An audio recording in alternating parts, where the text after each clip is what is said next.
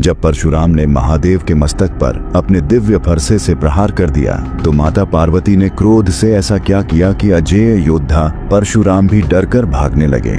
असल में इस महासंग्राम की शुरुआत उस दिन हुई जब भगवान परशुराम ने पूरी पृथ्वी को 21 बार क्षत्रिय विहीन कर दिया था। उनके भीतर विजय का ऐसा प्रचंड मद और क्रोध का ऐसा उफान था कि उन्हें साक्षात काल भी अपने सामने तुच्छ नजर आ रहा था। उनके शरीर से निकलने वाला तेज इतना भयानक था कि रास्ते में आने वाले घने वन और नदियां उनके ताप से सूखने लगी थीं। वे अपने गुरु महादेव को अपनी विजय का समाचार देने और उनका आशीर्वाद लेने के लिए कैलाश की ओर बढ़ रहे थे। परशुराम के हर कदम के साथ हिमालय की जड़ें हिल रही थीं। समस्त देवता स्वर्गलोक से यह दृश्य देख रहे थे और परशुराम के इस रौद्र रूप को देखकर उनके हाथ पांव थर थर कांपने लगे। देवराज इंद्र ने जब देखा कि परशुराम का क्रोध सामान्य नहीं है तो उन्हें आभास हो गया कि आज कुछ अनर्थ होने वाला है। तभी इंद्र के आदेश पर सभी मुख्य देवता स्वर्ग से नीचे उतरे और अदृश्य रूप में कैलाश की ओर बढ़े ताकि स्थिति को संभाल सकें। फिर कुछ ऐसा हुआ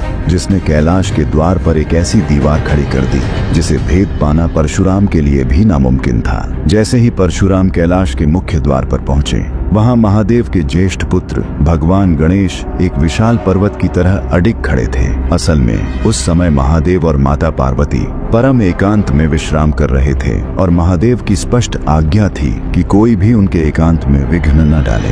गणेश जी ने अत्यंत विनम्रता से अपना हाथ उठाया और परशुराम का मार्ग रोकते हुए कहा, तात, अभी पिताश्री विश्राम में हैं, आप भीतर प्रवेश नहीं कर सकते। परशुराम, जो अपनी शक्ति के मद में अंधे हो चुके थे, उन्हें लगा कि एक छोटा सा बालक उन्हें चुनौती दे रहा है। उन्होंने गणेश जी की विनम्रता की धज्जियां उड़ा दी और अट्टहास करते हुए बोले, बालक, तूने उस परशुराम को रोकने की धृष्टता की है जिससे मृत्यु भी रास्ता बदल लेती है। मेरे मार्ग से हट जा, वरना तेरी जीवन लीला यहीं समाप्त हो जाएगी।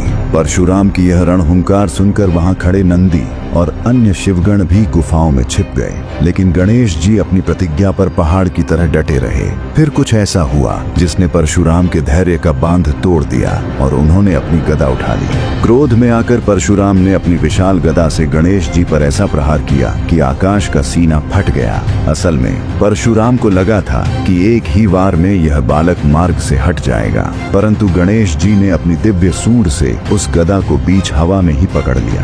रणभूमि में धूल और बिजली का ऐसा बवंडर उठा कि दिशाएं दिशेहारा हो गई थीं। गणेश जी ने अपनी शक्ति का परिचय देते हुए परशुराम को अपनी सूंड में लपेटा और उन्हें ब्रह्मांड के दूसरे छोर पर ले जाकर पटक दिया। तभी आकाश में खड़े देवता घबरा गए। देवराज इंद्र, वरुण और पवन देव अपनी अदृश्य अवस्था छोड़कर परशुराम के सामने प्रकट हुए। उन्होंने हाथ जोड़कर परशुराम से विनती की, प्रभु, शांत हो जाइए। यह बालक महादेव का पुत्र है, इसके विरुद्ध शस्त्र उठाना महादेव का अपमान है। परंतु परशुराम पर उस समय अहंकार का साया मंडरा रहा था। उन्होंने देवताओं की प्रार्थना को ठुकरा दिया और गरजते हुए बोले, पीछे हट जाओ देवताओं, आज कोई भी इस बालक को मेरे दंड से नहीं बचा सकता। परशुराम ने एक के बाद एक कई मायावी अस्त्रों की बौछार कर दी, जिससे कैलाश की सफेद बर्फ धुएं और राख में बदलने लगी। फिर कुछ ऐसा हुआ जिसने इस युद्ध को एक ऐसे मोड़ पर पहुंचा दिया जहां से विनाश के अलावा कुछ भी नहीं बचा था। परशुराम ने जब देखा कि साधारण अस्त्रों से काम नहीं चलेगा, तो उन्होंने उन दिव्य अस्त्रों का आवाहन किया जिनका उपयोग केवल महाप्रलय के समय किया जाता है। उन्होंने मंत्रों की शक्ति से वातावरण को इतना बोझिल कर दिया कि साक्षात सूर्य देव भी अपना रथ पीछे ले जाने लगे। पूरा ब्रह्मांड थर थर कांपने लगा, क्योंकि अगर परशुराम ने अपने सबसे घातक अस्त्र का संधान किया तो सृष्टि का अंत निश्चित था। गणेश जी ने अपनी दिव्य शक्तियों से एक सुरक्षा कवच तैयार किया, लेकिन परशुराम का क्रोध अब असाध्य हो चुका था। देवताओं ने फिर से हाथ जोड़े विनती की, पर परशुराम ने मर्यादा की हर दीवार को ढा दिया था। फिर कुछ ऐसा हुआ जिसने परशुराम के हाथों में वो खूनी फरसा थमा दिया जो स्वयं महादेव का प्रतीक था, और इसी के साथ शुरू हुआ गणेश जी के दंत भंग का वो खौफनाक अध्याय जिसने साक्षात महादेव की समाधि को झकझोर कर रख दिया। जब देवताओं की विनती और गणेश जी की अजेय शक्ति ने परशुराम के अहंकार को चोट पहुंचाई, तो उन्होंने अपनी सुध बुद्ध खो दी। असल में परशुराम को लगा कि यदि वे एक बालक से हार गए तो उनका 21 बार का विजय अभियान कलंकित हो जाएगा। तभी उन्होंने अपने सबसे शक्तिशाली अस्त्र परशु फरसे का आवाहन किया, जो स्वयं महादेव ने उन्हें वरदान में दिया था। वह फरसा हवा में बिजली की तरह चमकने लगा और उसकी गर्जना से कैलाश की बर्फ पिघलने लगी। देवताओं के चेहरे पीले पड़ गए और वे थर थर कांपने लगे, क्योंकि वे जानते थे कि इस फरसे का वार कभी खाली नहीं जाता। परशुराम ने पूरी शक्ति से वह फरसा गणेश जी की ओर फेंक दिया। फिर कुछ ऐसा हुआ जिसे देख साक्षात ब्रह्मांड का कलेजा फट गया। गणेश जी चाहते तो उस वार को अपनी शक्तियों से नष्ट कर सकते थे, परंतु उन्होंने देखा कि यह फरसा उनके पिता महादेव की शक्ति का प्रतीक है। उन्होंने सोचा, यदि मैं पिता के अस्त्र को काटूंगा तो उनके सम्मान की धज्जियां उड़ जाएंगी। इसलिए उन्होंने मुस्कुराते हुए उस वार को अपने एक दांत पर झेल लिया। जैसे ही वह दिव्य फरसा दांत से टकराया, एक भयानक विस्फोट हुआ और गणेश जी का दांत टूटकर खून से लथपथ होकर जमीन पर गिर पड़ा। पुत्र की वह हृदय विदारक चीख जब कैलाश की गुफाओं में गूंजी तो साक्षात महादेव की वर्षों पुरानी समाधि पल भर में टूट गई। असल में उस समय महादेव के भीतर का रुद्र जागृत हो चुका था। महादेव की समाधि फटी और चारों ओर से धुआं और आग की लपटें निकलने लगी। जब महादेव अपनी गुफा से बाहर आए और उन्होंने देखा कि उनके प्रिय पुत्र गणेश का मुख खून से सना हुआ है और उनका एक दांत टूटा पड़ा है, तो उनके त्रिनेत्र से क्रोध की ज्वाला फूट पड़ी। देवताओं ने जब महादेव का वह भयानक रूप देखा तो वे अपनी जान बचाने के लिए इधर उधर भागने लगे। महादेव का क्रोध इतना प्रचंड था कि उनके गले के नाग फुफकारने लगे और उनके चरणों के प्रहार से हिमालय की चोटियां आपस में टकराने लगी। परशुराम, जो अब तक अपने फरसे पर गर्व कर रहे थे, महादेव के उस रौद्र रूप को देखकर पहली बार दिशेहारा महसूस करने लगे। फिर कुछ ऐसा हुआ जिसने परशुराम के पैरों तले से जमीन खिसका दी। महादेव ने अपना त्रिशूल उठाया और एक ऐसी रणहुंकार भरी कि स्वर्ग का सिंहासन डोलने लगा और पाताल की धरती कांप उठी। महादेव ने गरजते हुए कहा, परशुराम, तुमने अपनी शक्ति के मद में गुरु मर्यादा की सारी सीमाएं लांघ दी हैं। आज तुम्हें तुम्हारे कर्मों का दंड अवश्य मिलेगा। महादेव ने अपना पिनाक धनुष उठाया और एक साथ हजारों बाणों की वर्षा कर दी। दरअसल परशुराम भी पीछे हटने वालों में से नहीं थे। उन्होंने अपने गुरु से ही मिली युद्ध कला का उपयोग करते हुए उन बाणों को हवा में ही काटना शुरू किया। रणभूमि में ऐसा अकल्पनीय दृश्य पैदा हो गया जहां एक ओर साक्षात ईश्वर थे और दूसरी ओर उनका सर्वश्रेष्ठ योद्धा शिष्य। परशुराम ने ब्रह्मास्त्र और नारायणास्त्र जैसे घातक अस्त्रों का संधान किया, परंतु महादेव की एक ही हुंकार ने उन सभी दिव्यास्त्रों को राख के ढेर में बदल दिया। देवताओं ने हाथ जोड़कर महादेव से प्रार्थना की, प्रभु शांत हो जाइए, वरना पूरी सृष्टि भस्म हो जाएगी। लेकिन महादेव का क्रोध अब असाध्य हो चुका था। फिर कुछ ऐसा हुआ जिसने इस युद्ध को उस मोड़ पर खड़ा कर दिया जहां से वापस लौटना नामुमकिन था। युद्ध अब उस चरम सीमा पर पहुंच गया था जहां परशुराम को अपनी हार साफ दिखने लगी थी। असल में परशुराम के सारे दिव्य अस्त्र महादेव के तेज के आगे निष्फल हो रहे थे। परशुराम ने फिर से उसी दिव्य फरसे को उठाया और उसे मंत्रों से अभिमंत्रित किया। देवताओं की सांसें थम गईं, क्योंकि उन्हें लग रहा था कि अब कुछ ऐसा होने वाला है जो इतिहास में कभी नहीं हुआ। परशुराम ने वो फरसा सीधे महादेव के मस्तक की ओर फेंका। तभी महादेव ने उसे रोकने के बजाय अपना मस्तक आगे कर दिया। दरअसल महादेव अपने ही दिए हुए वरदान का मान रखना चाहते थे। जैसे ही वह फरसा महादेव के ललाट से टकराया, वहां एक गहरा घाव हो गया और साक्षात शिव का पवित्र रक्त धरती पर बहने लगा। रक्त की बूंदें जब जमीन पर गिरी तो पूरी प्रकृति थर थर कांपने लगी। फिर कुछ ऐसा हुआ जिसे देखकर माता पार्वती का धैर्य पूरी तरह टूट गया और उन्होंने वह रूप धारण किया जिसे देखकर साक्षात यमराज भी पीछे हट गए। जैसे ही महादेव के मस्तक से रक्त की वो पावन धारा कैलाश की सफेद बर्फ पर गिरी, मानो पूरी सृष्टि का हृदय रुक गया हो। दरअसल वह केवल रक्त नहीं था, वह साक्षात शिव का तेज था, जिसने गिरते ही पूरी रणभूमि में अग्नि की लपटें पैदा कर दी। देवताओं ने जब देखा कि एक शिष्य के वार से उनके आराध्य का ललाट लहूलुहान हो गया है, तो वे भय से थर थर कांपने लगे। तभी माता पार्वती की चीख पूरे ब्रह्मांड में गूंजी। उन्होंने जब अपने स्वामी को इस अवस्था में देखा तो उनका धैर्य राख की तरह उड़ गया। असल में पार्वती जी का सौम्य और करुणामयी रूप पल भर में अत्यंत भयानक और काला पड़ने लगा। उनकी आंखों से निकलने वाली ज्योति किसी जलती हुई चिता की अग्नि जैसी विकराल हो गई। देवताओं ने तुरंत अपनी जगह छोड़ दी और दूर जा खड़े हुए, क्योंकि वे जानते थे कि अब जगत जननी का चंडी रूप प्रकट होने वाला है। फिर कुछ ऐसा हुआ जिसने परशुराम के अहंकार की धज्जियां उड़ा दी। माता पार्वती ने एक ऐसी रणहुंकार भरी कि पाताल लोक की धरती फट गई और स्वर्ग के सिंहासन डोलने लगे।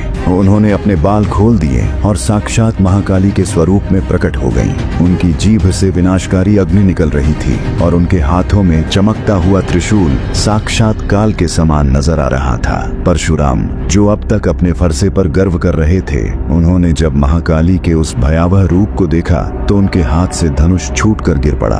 असल में जिस योद्धा ने अकेले ही 21 बार पूरी पृथ्वी को जीता था, आज वो एक नारी के रौद्र रूप को देखकर दिशेहारा हो चुका था। माता काली ने जैसे ही अपना पहला कदम परशुराम की ओर बढ़ाया, पूरी रणभूमि में हाहाकार मच गया। परशुराम को अपनी आंखों के सामने साक्षात मृत्यु नाचती हुई दिखाई देने लगी। वे अपनी जान बचाने के लिए पीछे भागने लगे, परंतु माता काली का क्रोध किसी पीछा करती हुई आग की तरह उनके करीब पहुंच रहा था। फिर कुछ ऐसा हुआ जिसने परशुराम को अपनी सबसे बड़ी भूल का एहसास कराया। परशुराम कैलाश की ऊंची चोटियों के बीच दिशेहारा होकर भाग रहे थे, लेकिन काली की गति पवन से भी तेज थी। तभी स्वर्ग के देवता, जो अब तक केवल देख रहे थे, वे घबराकर कैलाश की जमीन पर उतरे। देवराज इंद्र और ब्रह्मा जी ने हाथ जोड़कर माता काली का मार्ग रोकने का प्रयास किया। उन्होंने कांपते हुए स्वर में विनती की, माता शांत हो जाइए। यदि आज आपने परशुराम का वध कर दिया तो सृष्टि का संतुलन बिगड़ जाएगा। परंतु माता काली उस समय किसी की भी सुनने की स्थिति में नहीं थी। उनके एक ही प्रहार से बड़े बड़े पर्वत तिनकों की तरह टूटने लगे। परशुराम भागते भागते एक ऐसी जगह पहुंच गए जहां आगे केवल गहरी खाई थी, पीछे साक्षात मौत के रूप में महाकाली खड़ी थी। दरअसल परशुराम का सारा बल, सारा ज्ञान और सारे अस्त्र आज विफल हो चुके थे। वे अपनी जान की भीख मांगने के लिए जमीन पर गिर पड़े, लेकिन माता काली का त्रिशूल उनके सीने की ओर बढ़ चुका था। फिर कुछ ऐसा हुआ जिसने काल की गति को भी रोक दिया। जब त्रिशूल परशुराम के कंठ के बिल्कुल करीब था, तभी एक अत्यंत शांत लेकिन गूंजती हुई आवाज सुनाई दी, पार्वती रुक जाओ। असल में यह महादेव थे, जो अपने मस्तक के घाव की पीड़ा को भुलाकर अपनी अर्धांगिनी के सामने आकर खड़े हो गए। महादेव के मस्तक से अभी भी रक्त रिस रहा था, जिसने उनके पूरे चेहरे को लाल कर दिया था। महादेव को इस अवस्था में अपने सामने देखकर माता काली का त्रिशूल हवा में ही रुक गया। पूरी प्रकृति में एक भयानक सन्नाटा छा गया। परशुराम ने जब देखा कि उनके गुरु स्वयं उनके और माता काली के क्रोध के बीच खड्डे हैं, तो वे फूट फूट कर रोने लगे। उन्हें समझ आ गया कि उन्होंने किस महान सत्ता पर प्रहार किया था। फिर कुछ ऐसा हुआ जिसने इस युद्ध की पूरी दिशा ही बदल दी और एक ऐसे रहस्य का उद्घाटन किया जिसे सुनकर साक्षात ब्रह्मा जी भी अचंभित रह गए। रणभूमि में एक ऐसा दृश्य था जिसे देख साक्षात काल भी रुक गया था। एक और क्रोध की अग्नि में जलती हुई महाकाली थी, जिनका त्रिशूल परशुराम के प्राण लेने को आतुर था, और दूसरी ओर लहूलुहान अवस्था में खड़े महादेव। दरअसल परशुराम डर के मारे महादेव के चरणों के पीछे छिप गए थे और उनके शरीर का एक एक अंग थर थर कांप रहा था। महादेव ने अत्यंत करुणा भरी आंखों से माता काली की ओर देखा और बोले, पार्वती यदि तुम्हें दंड ही देना है तो इस शिष्य को नहीं, मुझे दो, क्योंकि यह अस्त्र मेरा ही था और मैंने ही इसे यह शक्ति प्रदान की थी। महादेव की ये वाणी सुनते ही माता काली की आंखों से अग्नि के बजाय आंसू बहने लगे। असल में शिव के बिना शक्ति का कोई अस्तित्व नहीं है, और अपने स्वामी को इस घायल अवस्था में देखकर माता का हृदय द्रवित हो उठा। फिर कुछ ऐसा हुआ जिसने पूरे कैलाश के वातावरण को बदल दिया। माता काली का भयानक रूप धीरे धीरे शांत होने लगा और वे पुनः अपने ममतामयी पार्वती स्वरूप में लौट आईं।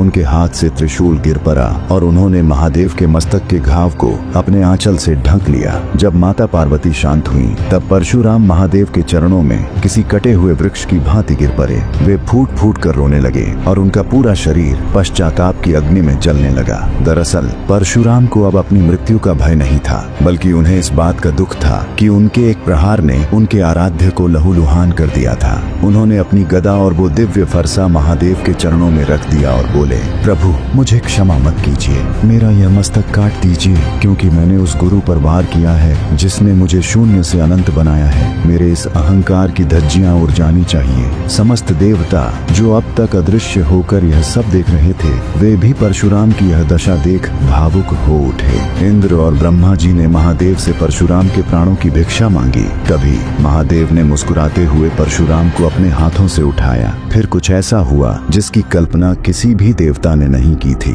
महादेव ने परशुराम के मस्तक पर हाथ रखा और क्षण भर में ही परशुराम का सारा मानसिक क्लेश और शरीर की थकान मिट गई। महादेव ने रहस्यमयी स्वर में कहा, परशुराम दुखी मत हो, यह सब मेरी ही रची हुई एक लीला थी। असल में मैं संसार को यह दिखाना चाहता था कि अहंकार चाहे कितना भी बड़ा क्यों न हो, वह भक्ति और मर्यादा के आगे छोटा ही रहता है। और रही बात गणेश के दांत की, तो आज से मेरा पुत्र एक दंत के रूप में पूजा जाएगा। तुम्हारा यह प्रहार उसे भविष्य में महान ग्रंथों को लिखने की शक्ति प्रदान करेगा। यह सुनकर परशुराम का रोम रोम पुलकित हो उठा। उन्हें समझ आया कि महादेव ने स्वयं को घायल करके भी अपने शिष्य की मर्यादा की रक्षा की और पुत्र गणेश को एक नया गौरव प्रदान किया। देवताओं ने स्वर्ग से पुष्पों की वर्षा शुरू कर दी और पूरे कैलाश में हर हर महादेव की गूंज सुनाई देने लगी। जो पर्वत कुछ देर पहले दिशेहारा होकर हिल रहे थे, अब वहां असीम शांति छा गई। फिर कुछ ऐसा हुआ जिसने इस युद्ध को इतिहास का सबसे महत्वपूर्ण अध्याय बना दिया।